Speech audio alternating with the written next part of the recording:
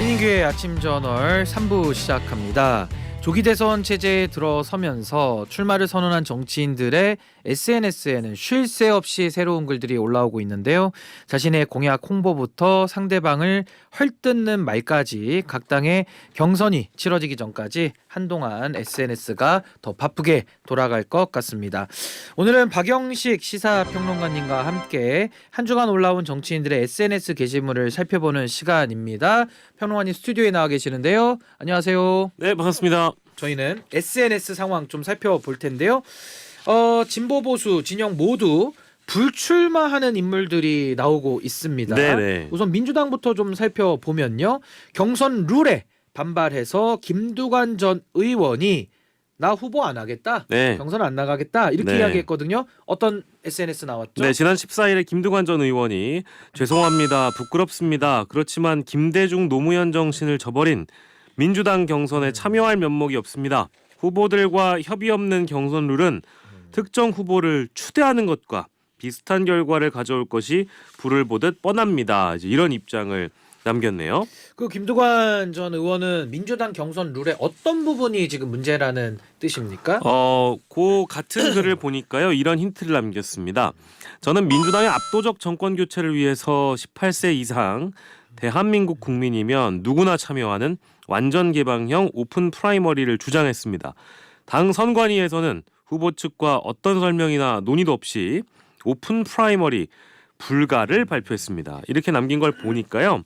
이게 19대하고 20대 때는 어쨌든 선거인단을 모든 국민으로 열어놓고 했던 국민 경선을 했었는데 지금은 이제 50대 50, 당원 50, 여론조사 50으로 하다 보니까 이게 과거에 있었던 민주당의 이 경선 절차와는 다른 것 아니냐라는 그런 항변으로 보이고 근데 다만 시대가 좀 바뀌었다라는 것도 분명히 있는 것 같고요. 예. 당원들의 숫자도 지금 민주당이 한 200만 명이 넘어가는 걸로 제가 굉장히 많은 네. 숫자입니다. 알고 있다 보니까 뭐 어쨌든 완전 국민 경선을 해서 모든 국민을 선거인단으로 들여서 본선 경쟁력을 가져가기 위한 그런 어떤 방법론도 제가 뭐 반대를 하는 것은 아닙니다만은 지금 이제 시대가 역선택의 우려로 인해서 결과가 오염됐던 사례들이 왕왕 있었던 걸로 추정이 되거든요. 예. 실제 이제 그런 사례가 윤석열 국민의힘 대선 경선 때 특정 종교 단체와의 결탁설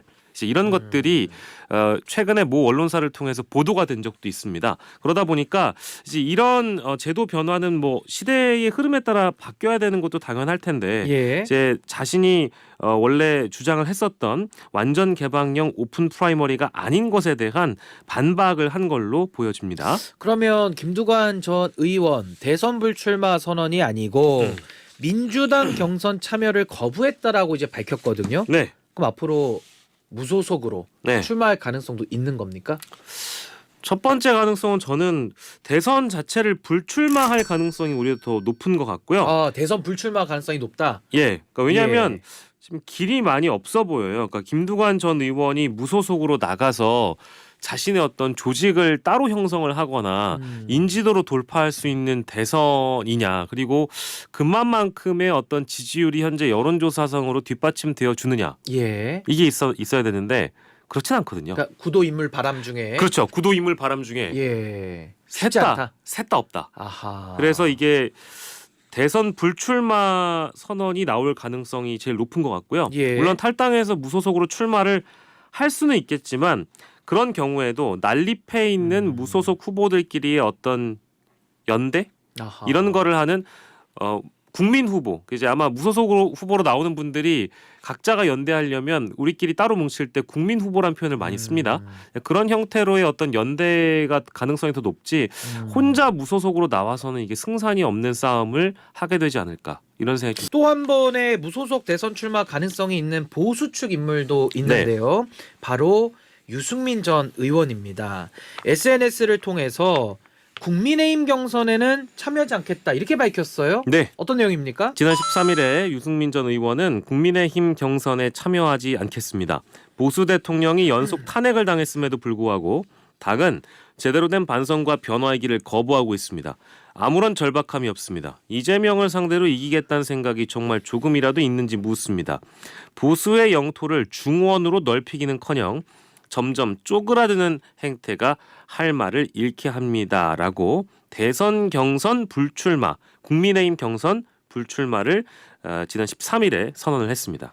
이게 유승민 전 의원의 말이 맞는 말이긴 한데 이게 당이론적으로는 맞지만 현실적으로 지금 국민의힘이라는 정당이 중원을 더 나아갈 수 없는 그 현실을 고려할 때는 네. 지금 무소속 출마 외에는 답이 없다고 느낀 거겠죠. 어떻게 보십니까? 저도 뭐 그렇게 생각을 하고요. 근데 다만 좀 시기가 많이 늦었다라는 생각은 개인적으로 들어요. 아하. 너무 늦었다. 그러니까 늦었다. 일찌감치 나와서 세력을 형성하고 독자 노선을 걸었다면 승산이 있을지도 모르겠습니다. 만약에 저는 그런 생각도 하는데요. 이번 대선이 아니라 과거 총선이죠. 4.10 총선에서 당을 탈당하고 나와서 본인이 독자 창당을 하고 세력을 모아서 그때 도전을 하고 흔히 얘기하는 중수청, 중도, 수도권, 청년을 중심으로 한 어떤 그런 유권자층에게 소구하는 정당을 일찍 만들었다면 예. 저는 조국혁신당의 절반, 뭐 나아가서는 개혁신당의 절반까지도 흡수할 수 있는 하나의 세력이 일찌감치 탄생할 수 있었는데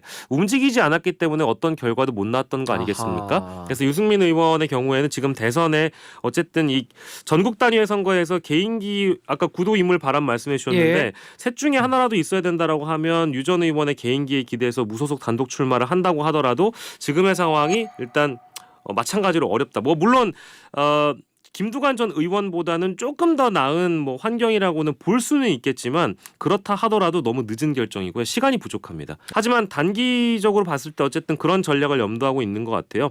단기적으로는 일단 무소속 출마를 하되 이른바 이제 제3지대 무소속 연대를 형성할 수 있는 그런 가능성을 열어두고 다 무소속으로 난립하는 그 후보들 사이에서의 어떤 연대를 만드는데 예. 내가 구심점이 되겠다라는 그런 단기 전략이 있을 것 같고 장기 전략으로는 좀 멀리 보는 거죠. 이제 이번 대선은 어쨌든 정권 교체가 된다라는 가능성 아래 차후에 이제 민주당 정권 내지는 이재명 대통령 정권이 들어서게 된다라는 전제를 하고 자신이 나중에 반명연대의 어떤 선봉장이 되겠다.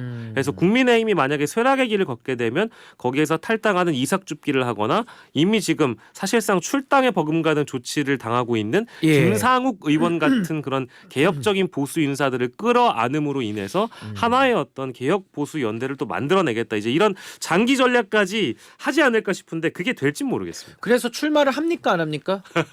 이번에 안 하면 미래가 없어요. 아하 미래가. 네, 만약에 이제 아까 얘기했던 장기 전략까지도 염두에 둔다면 예. 이번에 어쨌든 무소속으로 나오긴 나와야 됩니다. 아. 안 나오는 순간 뭐 저는 정치 생명 끝난다고 보죠. 위험을 감수하더라도 출마할 가능성이 조금 더 높다. 있다. 예, 높다. 이렇게 정리를 하고요. 네. 참고로 오세훈 서울시장도 대선 불출마를 선언을 했기 때문에 지금 국민의힘의 경선 판도 상당히 혼전을 거듭하고 있습니다. 네. 이런 가운데 국민의힘에 있는 여러 주자들 예. 이 오세훈, 유승민 두 분의 결정을 존중한다라는 글을 올렸다고요? 오세훈 시장님의 결단에 마음이 숙연해집니다.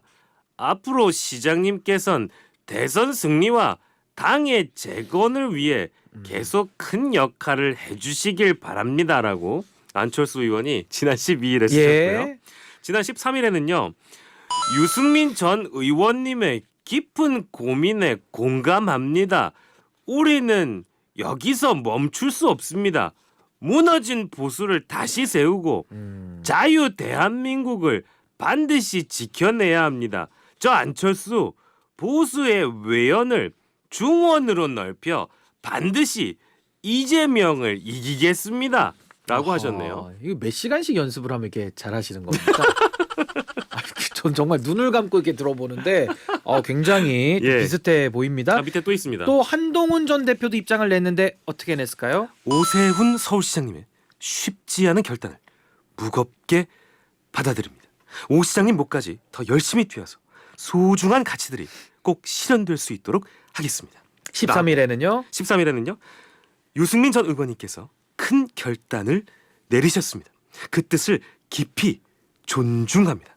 제가 앞장서서 구태와 퇴행의 이전 투구가 아니라 변화와 혁신의 경연장으로 만들어 보겠습니다. 이거 뭐 참 이 코너를 통해서 더 성장하신 것 같습니다.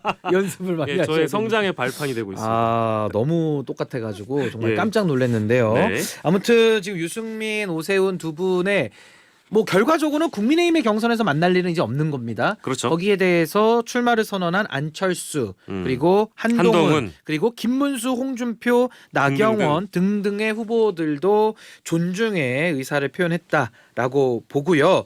더 중요한 문제가 있습니다. 지금 국민의힘 경선 자체가 주목을 못 받을 정도로 한덕수발 뭐 태풍이라고 하기는 아직 좀 약하고요. 돌풍 네. 내지는 바람 정도로 일단 좀 이야기를 해볼 수는 있을 것 같은데 네. 지금 한덕수 대행에 대한 차출론 이 부분에 대한 뭐 법적인 문제 여러 가지 비판도 많습니다만은 우선은 나올 가능성이 지금 높아지고 있거든요. 여기에 대해서는 지금 국민의힘 내부에서 어떤 의견들 나오고 있습니까? 일단은 찬성 의견의 대표적인 분이 이제 충남의 성일종 의원입니다. 성일종 의원이 지난 13일에 한덕수 대행께서는 시대의 요구를 외면하지 마시기 바랍니다. 이미 우리 당의 많은 의원님들께서 한덕수 대행의 출마를 촉구했습니다. 한덕수 권한대행께서는 이런 국민의 요구에 응답해 주시기를 바랍니다. 라고 찬성 의견을 밝혔고요. 찬성 나왔고요. 예, 반대 의견 대표적인 인사는 사실 홍준표, 김문수, 한동훈 다 반대하는데요. 그 주자들은 지금 다 반대하죠. 경선에 예, 나온 주자들. 맞습니다. 근데 한동훈 전 대표 페이스북을 지난 13일 걸 보니까 당 일각에서는 국가 비상사태를 안정적으로 관리 중인 한덕수 총리님마저 흔들고 있습니다. 제가 아는 한 총리님은 언제나 분별 있고 합리적인 사고를 하시는 분입니다. 그런 분을 흔들어 얻고자 하는 게 무엇입니까? 어허. 라고 지난 13일에 한동훈 전 대표가 반대 입장을 피력했고요. 예. 김대식 의원도 지난 14일에 저는 한덕수 권한대행의 오랜 경륜과 품격을 존경해 왔습니다.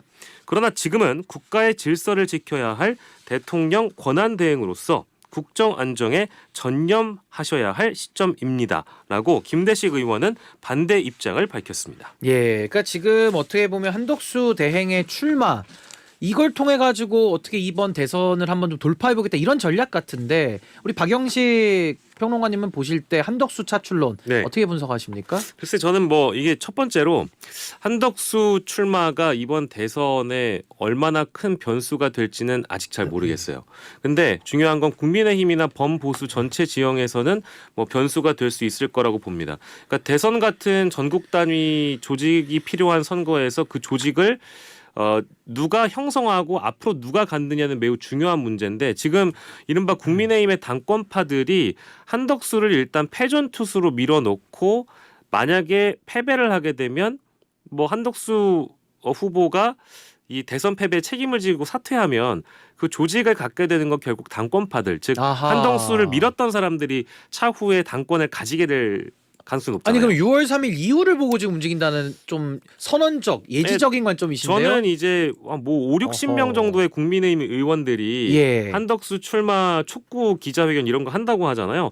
그분들 마음은 대선은 이미 패배하는 거에 일단은 방점을 찍어놓고 그 이후에 당권을 누가 가져가느냐, 아. 조직을 누가 가져가느냐 예. 이제 이 문제에 더 몰입하고 있다고 봐서요.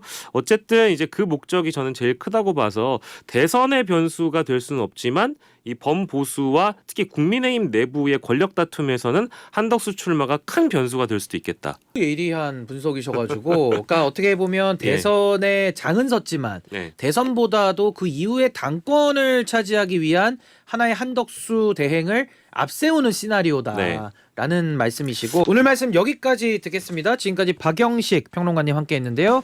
평론가님 고맙습니다. 감사합니다.